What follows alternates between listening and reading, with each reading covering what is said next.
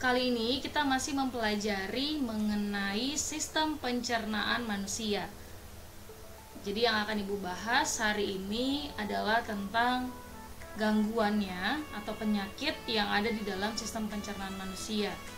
Kemudian bagaimana cara kita harus menjaga kesehatan organ-organ pencernaan di dalam tubuh kita. Tapi sebelumnya Ibu mau mengingatkan dulu pada materi yang lalu ya, mengenai fungsi hati, kemudian ada fungsi pankreas, fungsi empedu juga, kemudian ada juga beberapa jenis enzim pencerna. Sekarang kita lihat dulu review materi pada pertemuan yang lalu. Kita lihat bagaimana sistem pencernaan manusia ada dua. Itu ada pencernaan kimiawi karena dibantu sama enzim.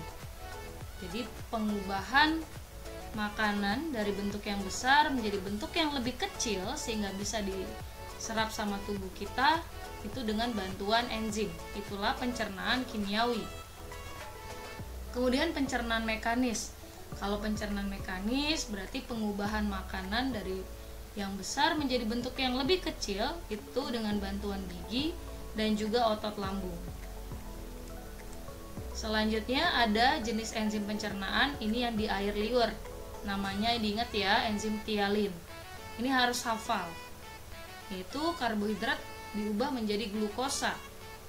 Selanjutnya ada yang enzim di dalam lambung. PRH, P-nya pepsin, mengubah protein menjadi pepton. Jadi P3 ya. P yang pertama pepsin, mengubah protein menjadi pepton. Renin ini menggumpalkan kasein susu. Kasein itu adalah jenis protein di dalam susu. Selanjutnya HCl. HCl ini adalah cairan asam, asam klorida yang fungsinya membunuh bakteri pada makanan. Kemudian ada lagi enzim pencernaan yang terletak di duodenum atau usus 12 jari. Ada ALT, A-nya amilase, sama seperti fungsi enzim tialin, mengubah karbohidrat menjadi glukosa, lalu lipase, mengubah lemak menjadi asam lemak plus gliserol. T-nya adalah tripsin, itu mengubah pepton, lanjutan dari pepsin tadi, mengubah pepton menjadi asam amino. Jadi setiap makanan yang mengandung karbohidrat, lemak, dan pepton yang masuk ke dalam tubuh kita itu akan diserap dalam bentuk yang lebih kecil, yaitu karbohidrat jadi glukosa, berarti glukosa yang diserap masuk ke dalam tubuh kita. Lalu kalau lemak, berarti yang diserap adalah dalam bentuk yang lebih kecilnya, yaitu adalah asam lemak plus gliserol. Ini yang masuk ke dalam tubuh kita. Protein yang ada di ikan, protein tidak bisa masuk dalam tubuh kita, yang diserap adalah dalam bentuk yang lebih kecil, yaitu asam amino. Ini dia. Nanti asam aminonya akan dicerna lagi itu sehingga untuk membentuk protein-protein yang di dalam tubuh kita juga. Itu ya, dari bentuk yang lebih kecil adalah asam amino yang bisa diserap ke dalam tubuh.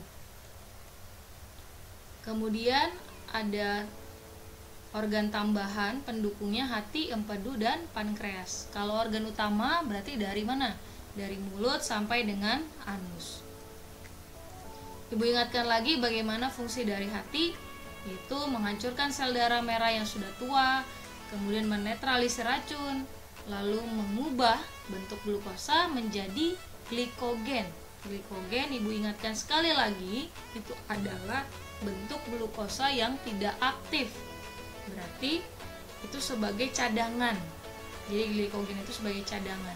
Suatu waktu kalian akan misalnya lemas gitu ya, kemudian belum makan, nah glikogen itu akan dipecah sehingga menjadi glukosa. Glukosanya dipakai untuk pembentukan energi, sehingga sampai kalian menunggu nanti makan, itu kalian masih tetap kuat untuk beraktivitas. Menghasilkan cairan empedu, memproduksi hormon, protein, dan menyimpan zat besi.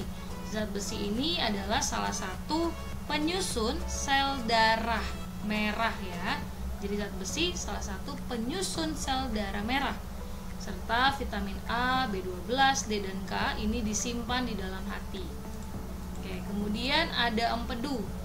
Kalau empedu fungsinya itu menetralkan asam lambung pada makanan. Tadi makanan yang masuk ke lambung itu akan disiram dengan HCl, cairan asam. Jadi sifatnya akan asam.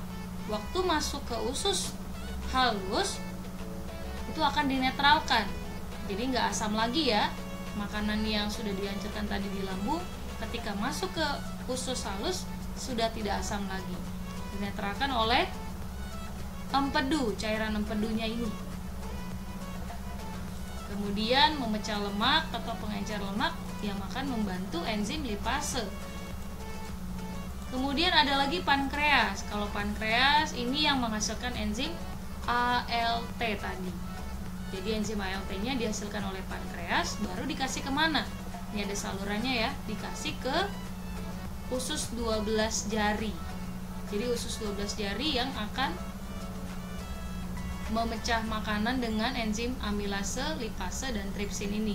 Tapi yang menghasilkan enzimnya itu adalah pankreas. Lalu menghasilkan hormon insulin. Hormon insulin ini fungsinya mengatur kadar gula darah. Jadi kadar gula di dalam darah kita itu diatur oleh hormon insulin.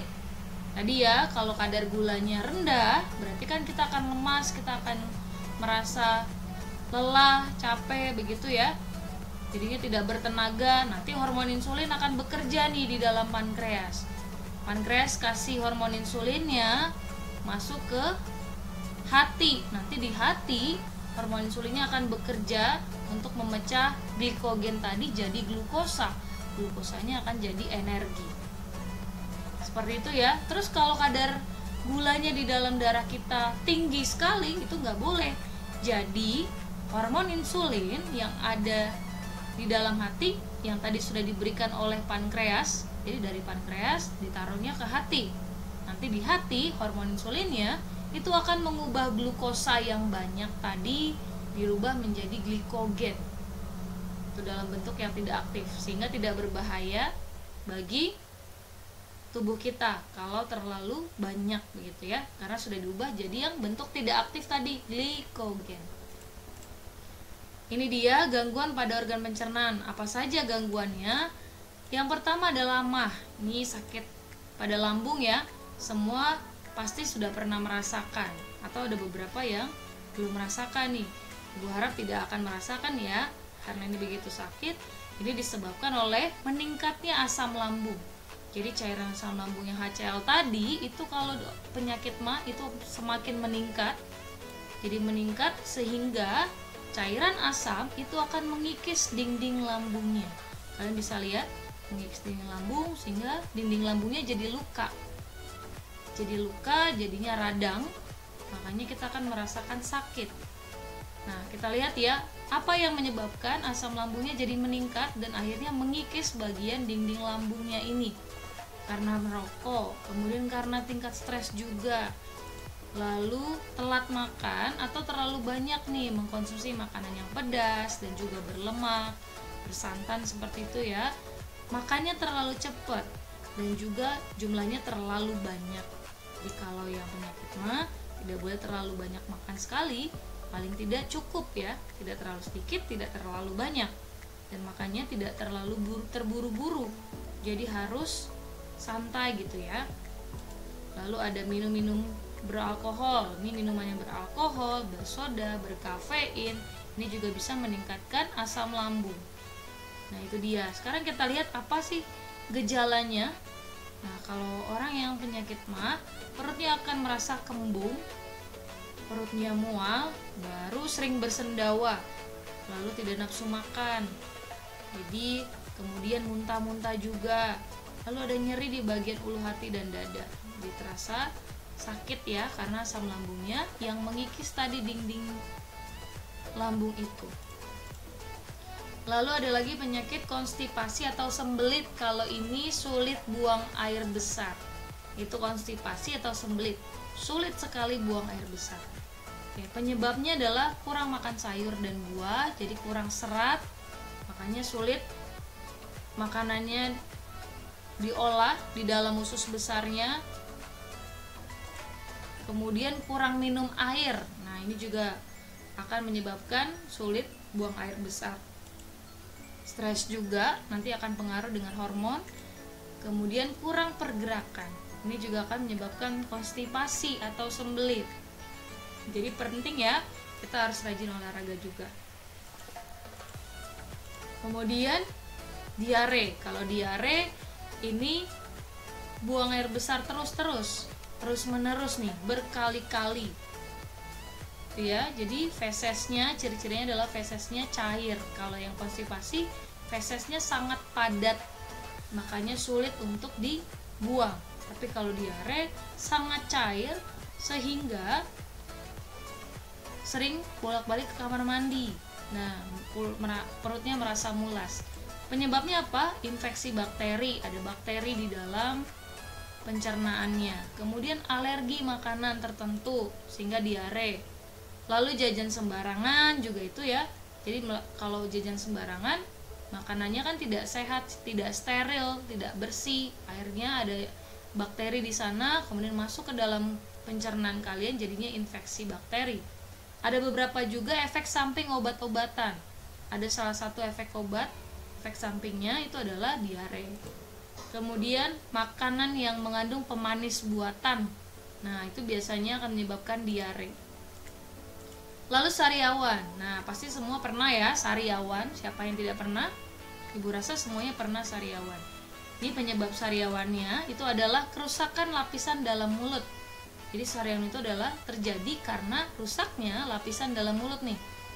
Seperti ini. Ini sangat sensitif sekali. Jadi kalau kalian gosok gigi kemudian kena terlalu kencang, kemudian akan melukai bagian lapisan dalam mulut kalian, itu lama-kelamaan nanti akan menjadi sariawan. Kemudian kurangnya vitamin C. Kemudian ada juga efek samping obat-obatan tertentu. Kemudian perubahan hormon juga bisa. Kita lihat skorbut atau gusi berdarah. Ini gusi berdarah. Nah, jadi gusinya yang di bagian sini selalu berdarah. Nah, ini adalah orang-orang yang menderita skorbut atau gusi berdarah itu karena kurang makan sayur dan buah, kurang vitamin C, kemudian merokok juga mempengaruhi ya. Kemudian appendicitis, appendix, ingat appendix itu artinya adalah usus buntu. Jadi appendicitis artinya adalah radang usus buntu. Kita lihat nih, usus buntu letaknya ada di bagian sini ya. Nah, di bagian paling bawah nih, dekat dengan usus besar yang ini. Jadi ini adalah usus buntu yang normal. Ini kalau terjadi radang, jadinya bengkak seperti itu ya, membesar.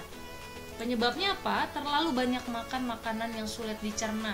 Misalnya terlalu banyak makan cabai, terus ada biji cabenya juga dimakan, akhirnya karena sulit dicerna, ketika dari usus halus, kemudian pada saat mau ke usus besar, dia tidak bisa dicerna, akhirnya tertahan di sini, di dalam usus buntu, namanya buntu ya, tidak ada jalan, jadi menumpuk di sini terlalu banyak, lama-kelamaan akan membusuk. Nah, bakterinya itu akan membuat bagian usus buntunya jadinya radang, infeksi karena bakteri tadi yang berasal dari makanan yang membusuk. Kalau tidak diobati, lama-kelamaan akan menghitam dan akhirnya pecah, bisa pecah, justru jadi berbahaya ya. Kalau pecah, bakterinya kemana-mana nanti, menginfeksi usus yang lain juga. Oke, kemudian minum-minuman yang berkafein, kopi misalnya, dan juga pola hidup yang tidak sehat. Oke. Lalu caranya menjaga kesehatan organ pencernaan seperti apa? Kita lihat ya. Caranya yang pertama, jangan telat makan, harus teratur makannya, jangan sesuka hati ya. Jadi harus ada aturannya dalam makan jam berapa, jam 12, jam 7 mungkin, atau kalau sorenya jam 5. Oke, jadi harus teratur. Kemudian minum air 8 gelas sehari. Apa manfaatnya? Nih, mengurangi resiko kanker dalam kandung kemih. Jadi nggak hanya pencernaannya yang sehat, tapi organ lain juga sehat. Kalau kita minum air 8 gelas sehari, memperlancar pencernaan, kemudian mengontrol kalori, perawatan kulit, kemudian menghindari dari dehidrasi, ya, kekurangan air di dalam tubuh, baru dapat memelihara fungsi ginjal kita jadi sehat. Oke, jadi penting sekali ya minum air 8 gelas sehari. Nah, sudahkah kalian minum air 8 gelas sehari? Ayo coba diperhatikan lagi ya. Lalu menjaga kesehatan dengan cara menjaga kebersihan lingkungan nih di sekitar kita. Jadi harus dalam keadaan bersih supaya tidak banyak lalat. Nanti kalau ada terlalu banyak lalat akan menghinggapi makanan kalian. Jadi kalian tidak sadar kalian ternyata makan yang sudah dihinggapi lalat. Lalu akan jadi diare nanti. Jadi harus dijaga kebersihannya. Kemudian jangan jajan sembarangan karena kita tidak tahu ya bagaimana kebersihannya dalam pembuatan makanan. Yang ada kalau jajan sembarangan sakit perut satu nih. Lalu kalau mau makan lebih baik cuci tangan dulu. Perhatikan di sela-sela kuku, makanya kalau di sekolah kuku yang panjang harus dipotong. Itu karena apa? Karena banyak sekali kuman-kuman yang menumpuk di bagian kuku kalau yang masih panjang. Jadi kalian tidak sadar cuci tangannya salah-salah lalu langsung makan, pegang makanan sana dan sini, akhirnya jadilah penyakit ya, jadi sakit perut. Kemudian harus makannya sikapnya makan yang baik. Jadi selain makan yang bergizi, kalau bisa makannya duduk, jangan sambil lari-lari. Karena kalau sambil lari-lari sudah lambungnya bekerja, sudah pencernaannya bekerja mengolah makanan, disuruh lari-lari lagi. Jadinya energinya terkuras banyak. Jadi tubuh kalian kerjanya 2 kali, harus lari-lari, kemudian harus mencerna juga. Oke. Jadi nanti akan sakit bagian perutnya ya. Jadi lebih baik duduk dengan tenang, rapi, dan nikmati makanannya. Oke, sebaiknya dikunyah lebih lama sehingga lambung kita bisa tetap sehat. Oke.